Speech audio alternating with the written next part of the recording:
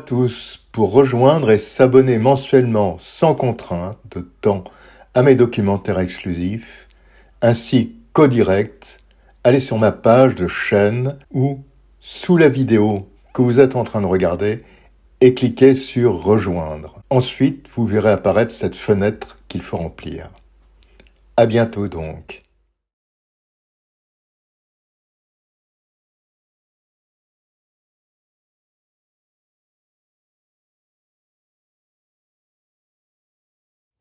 Les Croates, qui avaient laissé pendant très longtemps l'internationale islamiste passer par la Croatie pour s'infiltrer en Bosnie-Herzégovine, en ont assez. Ils en ont assez, ils ont eu des soldats de tués, d'égorgés, ils en ont marre. Ce qu'ils voulaient, c'est mener un djihad contre tous les chrétiens. D'ailleurs, les djihadistes finissent par se retourner contre leurs alliés croates, des chrétiens. Au printemps 1993, excédés, les Croates coupent les voies d'acheminement qui traversent leur territoire et font prisonnier plusieurs moudjahidines. Leur réponse va être cinglante. Les volontaires étrangers, à ce moment-là, se retournent contre leurs anciens amis. Quelques semaines plus tard, lors de 2 opérations spectaculaires, le commando enlève 4 membres des services secrets croates, 6 soldats, ainsi que le commandant en second de l'armée croate. Ces otages, ici à l'image, vont être détenus dans un lieu tenu secret.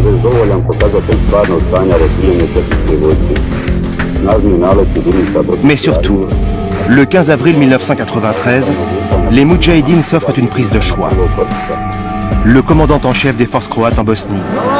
Le commandant va se plier à une humiliante mise en scène.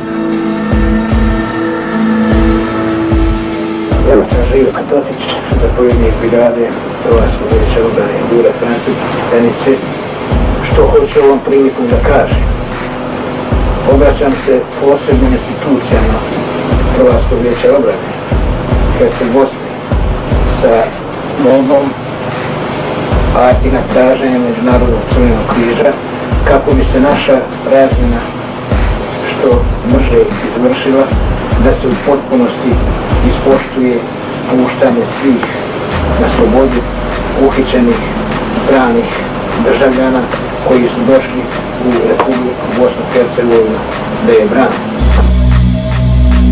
Cette mise en scène filmée ne va pas sans rappeler les vidéos d'otages qui deviendront une arme de propagande redoutable au profit d'Al-Qaïda. Excédés, les Croates, les casques bleus et même les Bosniaques vont ordonner aux Moudjahidines de relâcher leurs otages. Dans les montagnes des Balkans, la traque est lancée. On veut retrouver les ravisseurs. Sans succès.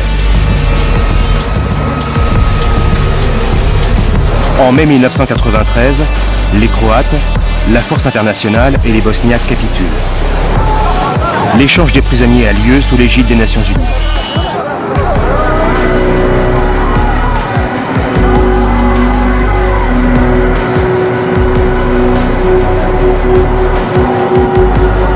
Le symbole est fort. Face à cette situation, le président croate Franjo Tuđman a coupé tous les soutiens aux musulmans qui participaient à la guerre civile en Bosnie. Mais le nouveau président américain, Bill Clinton, a fait pression sur le président croate Franjo Tuđman pour qu'il arrête ce blocus et permette aux armes et aux nouvelles recrues de transiter jusque sur le front bosniaque.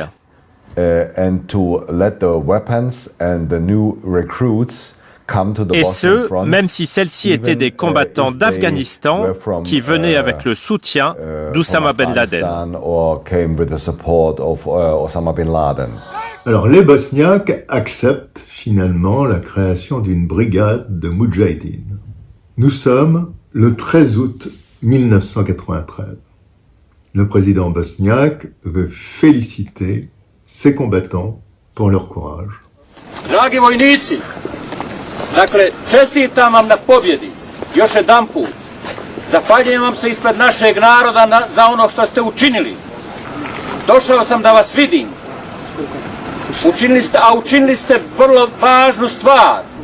Mais pourtant, cette brigade s'est vraiment illustrée. pour ces crimes de guerre, pour ces massacres de population. Voici ce qu'il se passait au camp de Gostović. Des moudjahidines jouaient au foot avec la tête d'un ennemi devant une foule impassible. Mais la cruauté des moudjahidines ne se limite pas aux ennemis. Même lorsqu'ils se trouvent avec les militaires bosniaques, dont ils sont pourtant les alliés, ils sèment la terreur. Nos unités de la 28e division se sont rencontrées avec la brigade El Moudjahidine, pas très loin du village, près de l'école. Nous avions 10 prisonniers, des soldats de l'armée serbe de Bosnie, je crois. Les forces moudjahidines avaient arrêté une vieille femme. Dans ce face-à-face, nous en sommes venus. Je calme les choses. Ils voulaient nos prisonniers. J'ai donc dit à mon second de les emmener loin d'ici afin de les sauver. Pendant ce temps, les moudjahidines ont commis des atrocités sur la vieille femme qui avait plus de 75 ans. Ils l'ont égorgée. Puis ils ont commencé à insulter nos soldats, disant que nous n'étions pas de vrais musulmans, que nous n'étions pas liés à l'islam. Alors, afin d'éviter la confrontation, je m'en suis sorti par un coup de force. J'ai tiré sur toutes les chopes de bière avec mon pistolet. Quand ils ont vu que j'avais détruit les canettes d'alcool, ils sont partis. Ça a sans doute évité un affrontement sanglant car les fusils étaient prêts à tirer des deux côtés, comme entre deux ennemis. Govore za nas da smo teroristi, zastrašivači. Ja svima poručujem, jesmo. Ja sam prvi od njih. Zastrašivat ćemo Allahove subhanahu wa ta'ala neprijatelje i terorisati ih dok ne bude Allahova dželle vjera govorna. Alors, Time Magazine exhibe des photos absolument épouvantables de prisonniers bosniaques. C'est une horreur. Là, on croit revenir vraiment au camp de concentration de la guerre de 40. Sur la première page de Newsweek ou du Time Magazine, par exemple, on voit des prisonniers musulmans derrière des barbelés, exactement comme à Auschwitz. Et du jour au lendemain, les Serbes sont apparus comme les nouveaux SS et les musulmans comme de nouveaux juifs. Mais c'était de la manipulation, car il ne s'agissait pas d'un camp de concentration.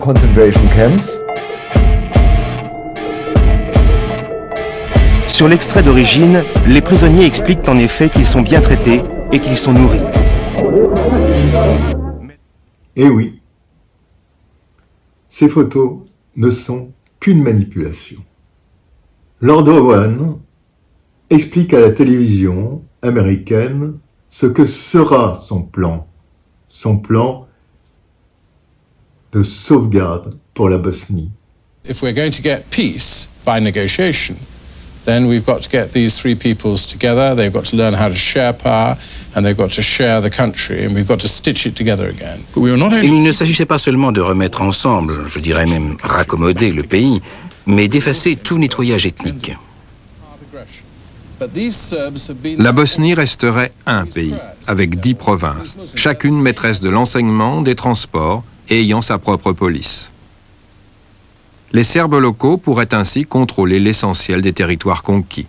Mais les provinces seraient organisées de telle sorte que les Serbes ne pourraient constituer un État séparé. Il arrive à Belgrade et fait cette déclaration. Les Nations Unies lui ont donné une nouvelle arme, la menace de sanctions aggravées contre la Serbie et son allié monténégrin s'il ne soutient pas le plan.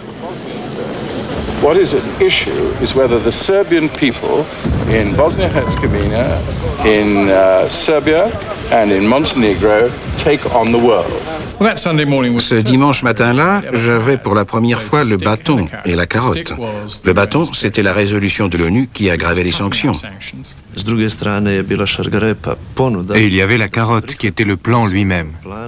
Pour nous accorder ce que nous voulions politiquement, de manière à ce que nous arrêtions la guerre.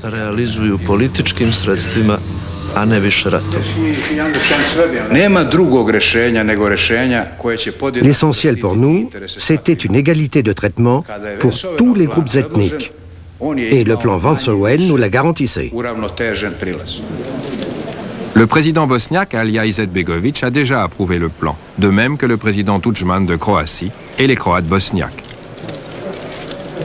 Il ne manque plus que les Serbes de Bosnie. J'ai dit à Milosevic, si nous signons, il y aura d'énormes troupes des Nations Unies qui seront déployées ici, et nous serons isolés. Mais Owen est convaincu que le président Milosevic, maître du jeu sur le plan financier et militaire, obtiendra leur signature. Ελπίζω και προσεύχομαι το μήνυμα από την Αθήνα προς τους βασανισμένους λαούς της Βοσνίας Ερζεγοβίνης να είναι μήνυμα χαρμόσυνο. Dès la fin de la session formelle d'ouverture, Milosevic rassemble les Serbes bosniaques dans sa suite. Il les assure qu'en soutenant le plan, il ne les trahit pas. Karadzic ne saisissait pas tous les avantages de ce plan. Il était beaucoup trop obsédé par les problèmes territoriaux. Milosevic a dit « Es-tu aveugle, Radovan ? Tu ne vois pas que nous disons la même chose ? Serions-nous si stupides ?»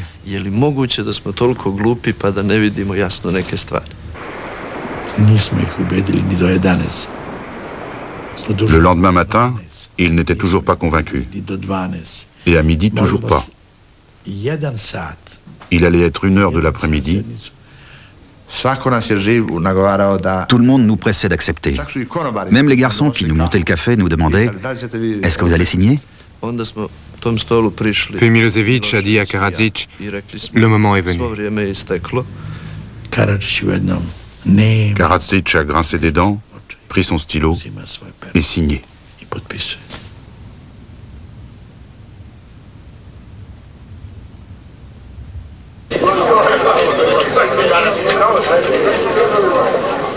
L'Assemblée des Serbes de Bosnie, c'est l'échappatoire de Karadzic. Il n'a signé à Athènes que sous réserve de ratification du plan.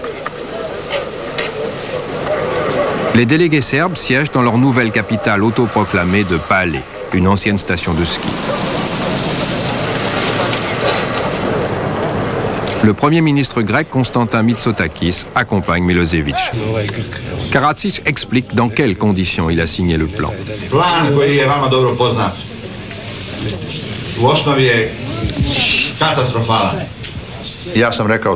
Je leur ai dit que le plan était catastrophique. Mais j'ai dit aussi, l'ayant signé, je dois l'appuyer. Posljedice jednog teškog, tegobnog mira su možda mnogo manje od posljedica jednog nastavka rata. Pa moramo malo da dočaramo sadašnje vreme prisutnima. Ne vide to svi kao mi vojnici iz blizine. Quand nous avons vu ces cartes, Milosevic et moi avons été frappés de stupeur. Nous ne comprenions pas où il voulait en venir. I ovo je rezultat našega rukovodstva, našega naroda I naše vojske. Toliko je bilo jasno kada je on iznio dve mape. Mladić a présenté deux cartes. Sur la première, on voyait les territoires que nous contrôlions, et ensuite il nous a montré en quoi consistaient les propositions Van Soen. Les délégués n'ont pas eu besoin de réfléchir. On voyait tout de suite l'ampleur des territoires que nous devions abandonner. Milosevic prend la parole. On a cru un moment qu'il allait faire changer tout le monde d'avis. Smatram da odluka za mir nema alternativu. Smatram da je odluka za mir I osnaženje potpisa koji je stavio Radovan Karadžić u Atini, odluka u interesu srpskog naroda u Bosni I u interesu celog srpskog naroda. Il commençait à accepter nos arguments. Mais il y a eu une suspension de séance. Défiant ouvertement Milosevic, l'Assemblée des Serbes de Bosnie se réunit à huis clos. Milosevic et moi-même avons essayé d'entrer, mais ils ne nous y ont pas autorisés. C'est là que nous avons compris que la décision serait un non absolu.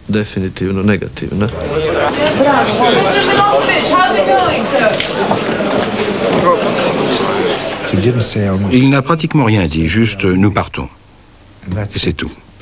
S'il vous plaît, ma voiture. Et voilà. Alors finalement, grand désespoir, parce que c'était vraiment quelque chose de très intéressant, ce plan. Finalement, le plan sera rejeté. Alors, quelques semaines plus tard, un nouveau front s'ouvre du côté croate, car les Croates en ont assez. Ils veulent également bâtir un État en Bosnie-Herzégovine. Dans le sud, les Croates bosniaques, jusque-là alliés des musulmans, commencent eux aussi à bâtir leur État. Les Croates bosniaques se tournent contre leurs anciens alliés musulmans.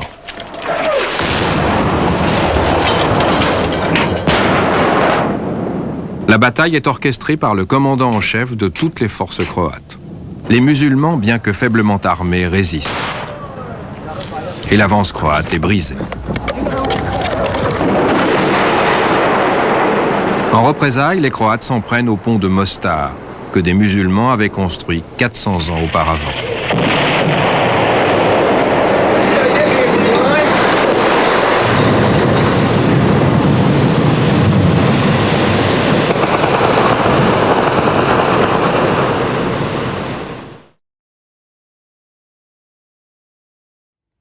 Mais les Américains entrent dans la danse.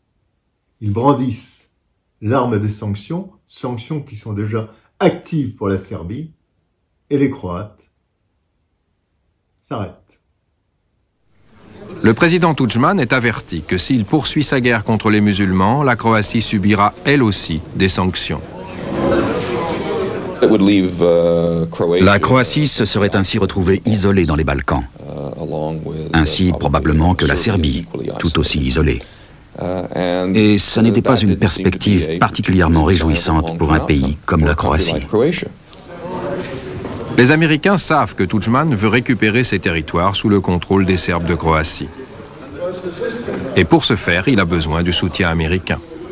Le président Tudjman risquait de ne bénéficier d'aucun appui de la communauté internationale pour récupérer les 27% de Croatie sous occupation serbe.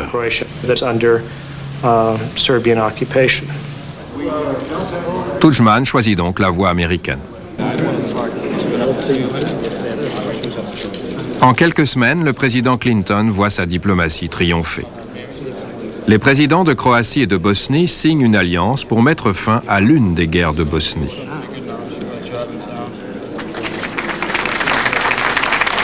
Il y a une explosion au marché de Sarajevo, nous sommes en février 1994.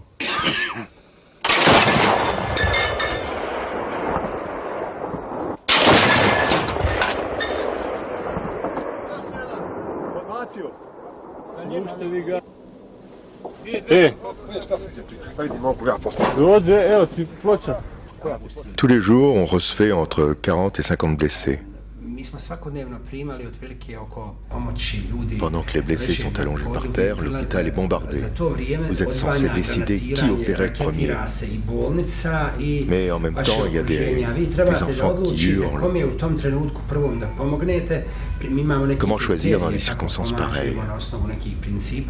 Lorsque vous étiez en train d'opérer un blessé, après avoir jugé qu'il avait la priorité, un autre, vous tenez la jambe avec sa main. Mais le temps de passer au second, il était mort. Sa main s'était relâchée. Même 20 ans plus tard, on se souvient de ces situations en se posant toujours la même question. Est-ce que j'aurais pu faire plus? Est-ce que je me suis trompé? Et le nouveau président des États-Unis décide alors de frapper les Serbes. Avec quoi? L'OTAN. I have just completed a meeting with advisors discussing the terrible and outrageous incident in Sarajevo yesterday. Have you decided against airstrikes, Mr. President? No. But the authority under which airstrikes can proceed requires the common agreement of our NATO allies. Ce qui s'est traduit dès le lundi par le départ de Peter Tarnoff et de moi-même pour l'Europe, afin de rencontrer nos alliés et lancer la chose. Ils ont 10 jours pour retirer leurs armes lourdes des collines dominant Sarajevo.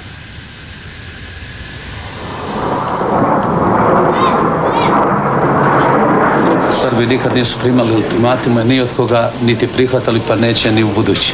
I nema potrebe nama ultimatume da se... Ne pravite razliku između ova dva? Nije nama ultimatum nikakav postup. J'ai rejeté l'ultimatum. Céder n'aurait fait qu'ouvrir la porte à d'autres ultimatums de l'OTAN. Mais,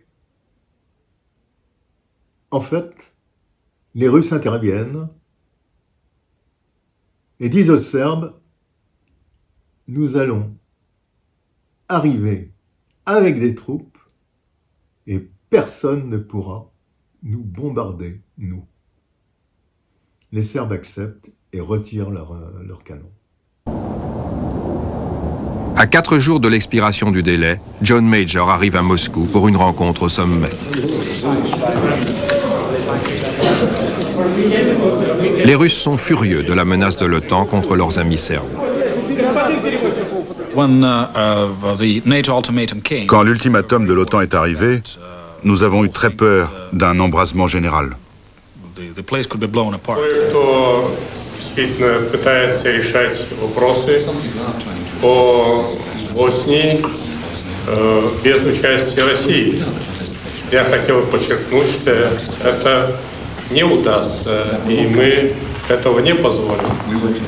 Quelques heures plus tard, un envoyé spécial arrive dans la capitale des Bosno-Serbes, porteur d'une lettre du président russe. Ils l'ont lu à haute voix et j'ai pu voir l'impression produite sur eux par une lettre dans laquelle le président russe les pressait de faire ce qu'il fallait qu'ils fassent. La Russie leur demandait de ne pas choisir l'affrontement, de reculer, et en guise de garantie, nous étions prêts à amener des troupes dans la région. Nous avons rapidement accepté. J'ai pensé qu'il était capital que Yeltsin soit impliqué et que des troupes russes viennent.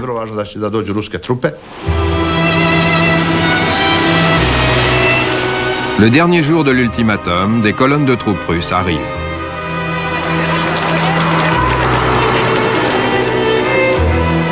Leur présence dans les zones autour de Sarajevo rend toute frappe de l'OTAN impossible.